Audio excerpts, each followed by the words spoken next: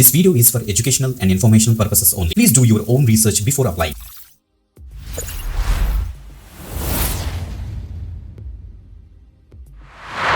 Welcome back again. This is for you watching VTechie government jobs channel. Guys ఈరోజు మనకి BSNL Bharat Sanchar Nigam limited నుంచి ఒక కొత్త నోటిఫికేషన్ అయితే వచ్చింది. అఫీషియల్గా వీళ్ళు సీనియర్ ఎగ్జిక్యూటివ్ ట్రైనీ రూల్స్కి ప్రజెంట్ వీళ్ళైతే రిక్రూట్మెంట్ అయితే స్టార్ట్ చేశారు. 50,000 పైనే మనకైతే సో జీతం ఉంటుంది కాబట్టి పర్మనెంట్ ఉద్యోగాలు ఇవి తప్పకుండా Andhra Pradesh as well as Telangana వాళ్ళు కూడా అప్లై చేసుకునే విధంగా మనకి లొకేషన్స్ కూడా ఇచ్చారు ఆన్లైన్ టెస్ట్ రాయడం కోసం. సో అన్ని డీటెయిల్స్ క్లియర్ కట్గా అయితే డిస్కస్ చేద్దాం. బిఫోర్ దట్ కంపల్సరీ లైక్ చేయండి, షేర్ చేయండి. అండ్ మీరు చేయాల్సిన పని ఏంటంటే మీరు కామెంట్ సెక్షన్ ఓపెన్ చేసి BSNL అని మీరైతే టైప్ చేయండి. ఈ యొక్క వీడియో చూస్తున్న ప్రతి ఒక్కరు కూడా BSNL అనేసి మీరైతే తప్పకుండా టైప్ చేయండి, మిస్ అవ్వదు, లైక్ చేయండి. ఓకే, ఇప్పుడు డీటెయిల్స్ చూసేద్దాం. Let start. గైస్ మీరు ఇక్కడ చూడొచ్చు మనకి BSNL యొక్క అఫీషియల్ కెరీర్ పేజ్లో మనకైతే స్పాట్ అయింది. SET-DR ఎగ్జామినేషన్ నోటిఫికేషన్ న్యూ మాట. సో దీన్ని మనం క్లిక్ చేసి మనం అయితే డీటెయిల్స్ అయితే ఎక్స్ప్లోర్ చేద్దాం. So this is our official notification from BSNL. So Bharat Sanchar Nigam limited నుంచి direct recruitment of senior executive trainee.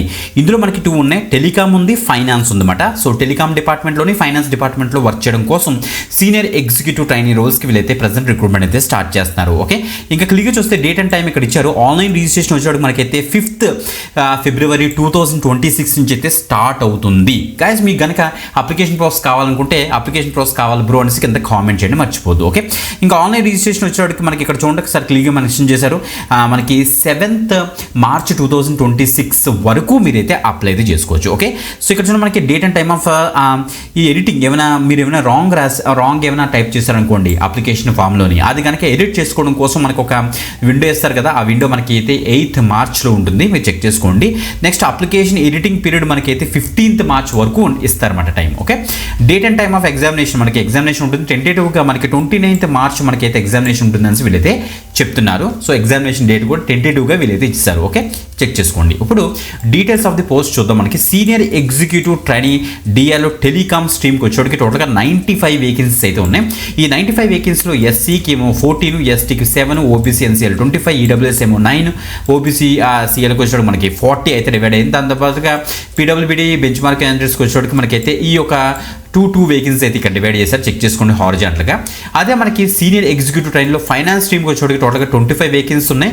అది మనకి క్యాస్ట్ వైజ్ అసలు ఎలా డివైడ్ అయ్యిందో మీరు ఇక్కడ చెక్ చేసుకోవచ్చు ఈ యొక్క టేబుల్లో. ఇక స్కేల్ ఆఫ్ పేజ్ వస్తే చాలా బాగుంటుంది సీనియర్ ఎగ్జిక్యూటివ్ ట్రైనీకి. మనకి చూస్తే మనకి ఇక్కడ క్లియర్గా మనకి మెన్షన్ చేశారు. సో 24,900 నుంచి 50,500 పర్ రివైజ్డ్ అని కూడా మెన్షన్ చేశారు.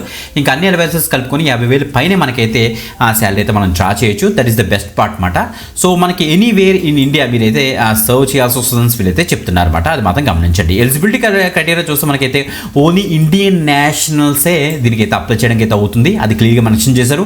ఎడ్యుకేషన్ క్వాలిఫికేషన్ ఎనెక్చర్ ఏలో మీకు చూపిస్తాను, క్లియర్ కట్గా మీకు తెలుస్తుంది.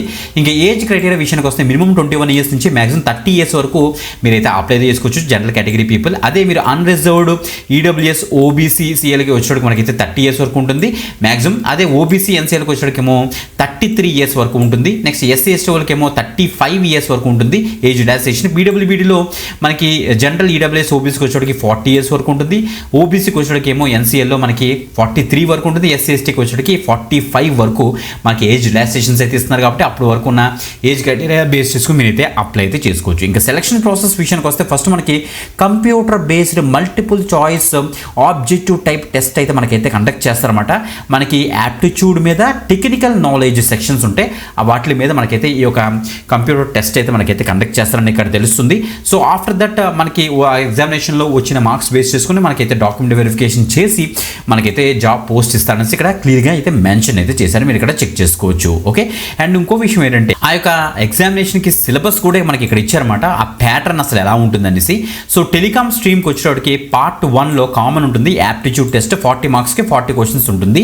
నెక్స్ట్ Part 2 కోర్ ఉంటుంది అనమాట, టెలికామ్ సంబంధించిన కోర్ క్వశ్చన్స్ ఉంటాయి మనకి 160 marksకి 160 questions ఇస్తారన్నమాట. సో దాంతోపాటుగా మనకైతే టోటల్గా చూస్తే మనకైతే 200 మార్క్స్కి 200 క్వశ్చన్స్ 180 మినిట్స్ మనకైతే ఇస్తారు. అదే ఫైనాన్స్ డొమైన్కి వచ్చేటోడికి మనకైతే పార్ట్ 1లో యాప్టిట్యూడ్ ఇది మొత్తం కామన్ ఉంటుంది, 40 క్వశ్చన్స్ 40 మార్క్స్. పార్ట్ 2కి వచ్చేటోడికి కోర్ ఉంటుంది, ఇది కూడా అంతే 160 మార్క్స్కి 160 క్వశ్చన్స్. టోటల్గా 200 క్వశ్చన్స్ ఉంటాయి. సో మనకు 180 మినిట్స్ మనకైతే ఇస్తారు. అండ్ ఇంకో విషయం చూడండి ఒకసారి, తప్పకుండా ఇక్కడ మనకి క్లియర్గా చెక్ చేసుకోండి. The examination will be objective type ఉంటుంది, నెగిటివ్ మార్కింగ్ కూడా ఉంటుంది గైస్. ఇక్కడ క్లియర్గా మనకి మెన్షన్ చేశారు చూడండి ఒకసారి. మనకి for each correct answer 1 mark ఉంటుంది, ఫర్ రాంగ్ ఆన్సర్కి 0.25 మార్క్స్ మనకైతే మైనస్ చేస్తారు. కాబట్టి సో చాలా జాగ్రత్తగా మీరైతే రాయాల్సి వస్తుంది, ఎగ్జామినేషన్ చూసుకోండి గైస్. ఓకే, ఇంకా బాండ్ కూడా ఉంటుంది, బాండ్ అండ్ ట్రైనింగ్ ప్రొబేషన్ ఇక్కడ ఇచ్చారు.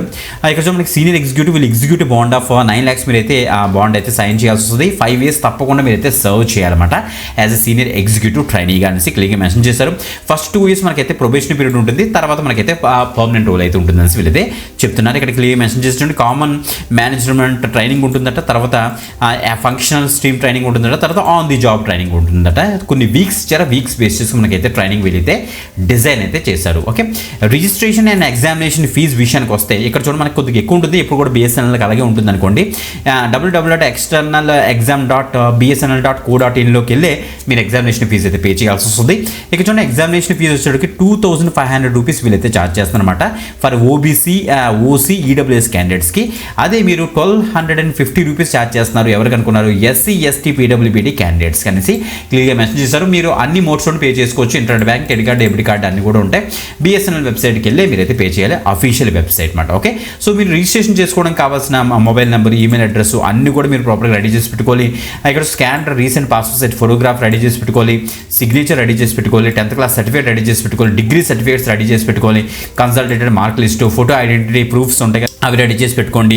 నెక్స్ట్ మనకి క్యాస్ట్ సర్టిఫికేట్ ఫార్మాట్స్ అన్ని కూడా రెడీ చేసి పెట్టుకోవాలి. పీడబ్ల్యూబీడీ క్యాండిడేట్స్ అయితే పీడబ్ల్యూబీడీ సర్టిఫికేట్ కూడా రెడీ చేసి పెట్టుకోవాలి. మీరు అప్లికేషన్ అప్లై చేసినప్పుడు ఇవన్నీ కూడా యూజ్ అవుతాయి అన్నమాట. ఓకే, చాయిస్ ఆఫ్ సెంటర్ మనకి చూస్తే 27 సిటీస్ అండ్ సెంటర్స్ మనకి అయితే ఉన్నాయి, అవి మీకు చూపిస్తాను. బోత్ ఆంధ్రప్రదేశ్ అండ్ తెలంగాణ కూడా వాళ్ళైతే ఇచ్చారన్నమాట, మీరు ఇక్కడ చెక్ చేసుకోవచ్చు. ఓకే, ఇలా కిందకు వచ్చేస్తే మొత్తం డీటెయిల్స్ మనం అయితే యాక్సెస్ చేసుకోవచ్చు. టోటల్గా 19 పేజెస్తో మనకి ఈ నోటిఫికేషన్ అయితే మనకి రిలీజ్ అయింది. సో నేను చెప్పాను కదా మనకి సీనియర్ ఎగ్జిక్యూటివ్ ట్రైనీకి మనకి టెలికామ్ అండ్ ఫైనాన్స్ వైజ్ మనకి 2 డిఫరెంట్ కేటగిరీ ఆఫ్ పోస్టులు ఉన్నాయనేసి అన్నాను కదా.